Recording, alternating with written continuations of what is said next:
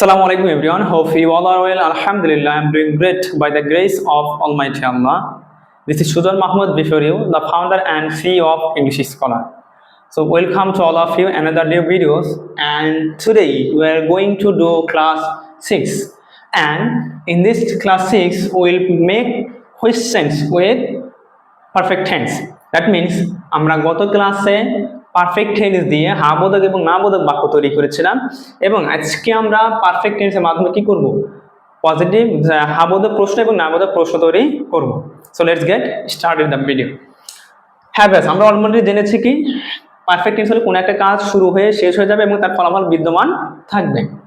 So এবং কি করতে হয়, হ্যাভ ভার্ব, পারফেক্ট টেন্সের ক্ষেত্রে হ্যাভ অক্সিলারি ভার্ব ব্যবহার করতে হয় এবং তারপরে ভার্বের সাথে V3 অর্থাৎ ভার্বের V3 ফর্ম ব্যবহার করতে হয়। সো প্রশ্ন করার জন্য কি করতে হয়, জাস্ট আমরা দেখেন সবই আগে যেটা ছিল এখনই সেম বিষয়টাই আছে, কিন্তু জাস্ট সাবজেক্টটা পরে আসছে আর হ্যাভ ভার্বটা আগে আসছে, এই হলো পার্থক্য। প্রশ্ন করার সময় অলওয়েজ অক্সিলারি ভার্বটা সাবজেক্টে আগে ব্যবহার করতে হয়। সো এখন আমরা একটু প্রশ্ন করি। অ্যান্সার মানে উত্তর দেয়, অ্যান্সারের পাস্ট পার্টিসিপেল ফর্ম হলো অ্যানসার্ড। ওপেন মানে খোলা, ওপেন্ড। সিট মানে বসা, সিটের পাস্ট পার্টিসিপেল ফর্ম হলো সিটেন। শো মানে দেখানো, এর ফার্স্ট পার্টিসিপেল ফর্ম হলো শোড। কুক রান্না করে, আমরা জানি সবাই। সো আমি যদি এখন প্রশ্ন করি হ্যাভ আই অ্যানসার্ড, হ্যাভ আই অ্যানসার্ড মানে কি আমি কি উত্তর দিয়েছি? ওকে, হ্যাজ হি অ্যানসার্ড, সে কি উত্তর দিয়েছে? কি বলতে পারি, আমি প্রশ্ন করতে পারি যে have I answered the questions, মানে কি আমি কি প্রশ্নের উত্তর দিয়েছি? Have you answered the question, তুমি কি প্রশ্নের উত্তর দিয়েছো? তারপরে has she answered the question, সে কি প্রশ্নের উত্তর দিয়েছে? Have they answered the question, সে কি তারা কি প্রশ্ন উত্তর দিয়েছে? Has Yusuf answered the question, Yusuf কি প্রশ্নের উত্তর দিয়েছে? তাহলে এইভাবে আমি সবগুলো দেখেন, আমি কিছু কিছু ভার্ব বা সাবজেক্ট বলেছি আর কিছু কিছু বলিনি, তবে আপনাকে সকল সাবজেক্ট দিয়েই বলতে হবে। আমি একটু জাস্ট আপনাকে দেখিয়ে দিচ্ছি যে আপনি এইভাবে প্র্যাকটিস করবেন। আমি যদি সবগুলো দেখাতে চাই তাহলে আমাদের ভিডিওটা অনেক বড় হবে, এত ভিডিও আমাদের দেখার সময়ও কম, সো যার কারণে আমাদেরকে একটু শর্টকাট করতে হচ্ছে। এখন আমি নতুন ভার্ব ব্যবহার করি, যেমন শো, অনেকে দেখানো, যেমন কি হ্যাভ উই শোড, আমরা কি দেখেছি? Have we showed the picture, আমরা কি ছবি দেখিয়েছি? আমি যদি বলি যে পিকচার্স, একের মধ্যে দিতে পারি have we showed the pictures, আমরা কি ছবিগুলো দেখিয়েছি? Have you showed the pictures, তুমি কি ছবিগুলো দেখিয়েছো? Has Meena showed the pictures, Meena কি ছবিগুলো দেখিয়েছে? Has he showed the pictures, সে কি ছবিগুলো দেখিয়েছে?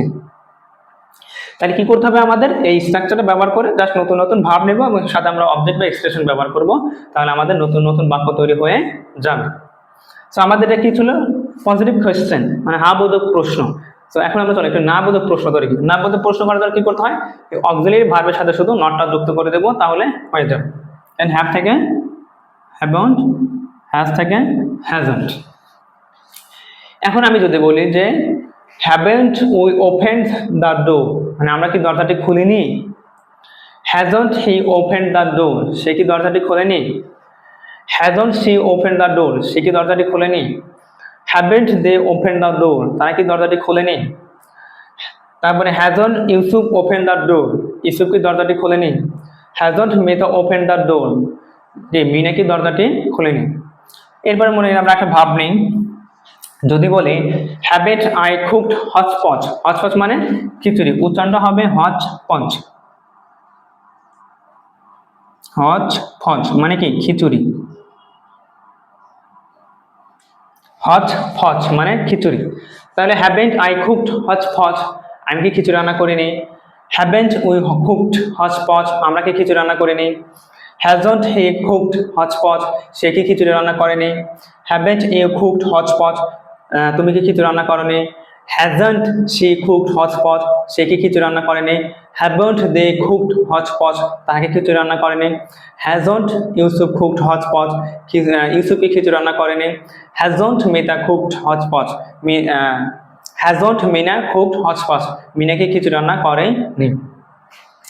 তারপর যদি বলেন যে সিটেন, আমি নতুন পারবে সিটেন মানে কি বসা, তাহলে sit haven't you sitten on the bench, তুমি কি বেঞ্চের উপর বসনি? Hasn't she sitten on the bench, সে কি বেঞ্চের উপরে বসেনি? তাহলে আমি দেখেন যত ভার্ব নিচ্ছি আমার তত বেশি বাক্য তৈরি হচ্ছে। এখন আমি যদি একটা নতুন ভার্ব নিলাম, যে মনে করেন রিটেন, রাইটের পাস্ট ফর্ম হলো পাস্ট পার্টিসিপাল ফর্ম হলো রিটেন। তাহলে যেহেতু আমরা পজিটিভ কোশ্চেন করেছি, নেগেটিভ কোশ্চেন দুটো কোশ্চেন করলাম, তাহলে আমরা নতুন নতুন ভাব নিয়ে এইভাবে দুটো করে প্রশ্ন করবো। যেমন যদি বলি এখানে আমি কি একটি রচনা লিখেছি, have I written an essay, আমি কি একটি রচনা লিখিনি, haven't I written an essay. তুমি কি ভাত খেয়েছো, হ্যাভ ইউ ইটেন রাইস, তুমি কি ভাত খাওনি, হ্যাভেন্ট ইউ ইটেন রাইস। সে কি কাজটি করেছে, has he done the work, সে কি কাজটি করেনি, hasn't he done the work. তাহলে এইভাবে কি করবেন, নতুন নতুন ভাব নেবেন আর এই হ্যাভ দিয়ে হ্যাজ দিয়ে পজিটিভ এবং নেগেটিভ প্রশ্ন তৈরি করবেন। এইভাবে বেশি বেশি প্রশ্ন করবেন। আপনি যখন অনেকগুলো বাক্য তৈরি করবেন, প্রশ্ন তৈরি করবেন, তখন আপনি কথা বলার সময় কি করবেন, এই বাক্যগুলো সহজে এই স্টেপটা ফলো করে সহজে প্রশ্ন তৈরি করতে পারবেন। সো আমাদের পারফেক্ট টেন্সের ক্লাস আজকেই শেষ হলো। এখন দেখেন আমরা ওভারঅল এখন আপনার চারটা টেন্স পদ্ধতি ফলো করে বাক্য তৈরি করবেন। রিটেন, আমি লিখেছি আই হ্যাভ রিটেন, আমি লিখিনি আই হ্যাভেন্ট রিটেন। তুমি কি লিখেছো হ্যাভ ইউ রিটেন, তুমি কি লেখনি হ্যাভেন্ট ইউ রিটেন।